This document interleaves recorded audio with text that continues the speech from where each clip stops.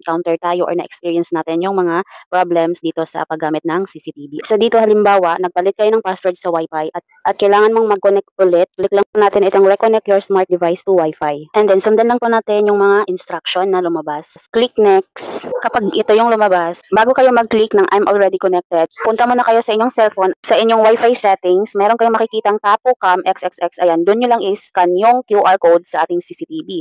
And once done, connected na tayo, punta tayo ulit sa Tapo app. Pag ito yung lumabas, set it up again. Next, I'm already connected. And then, ayan, makikita natin yung ganito.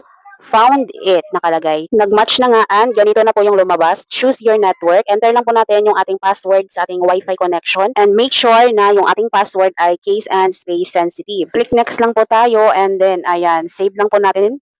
And then, connected na po tayo. Live na tayo at nakakapag-record na tayo sa ating CCTV gamit ang ating cellphone. So, yun lang. Thank you for watching. Sana nakatulong. Please like and share. See you in our next video. Bye!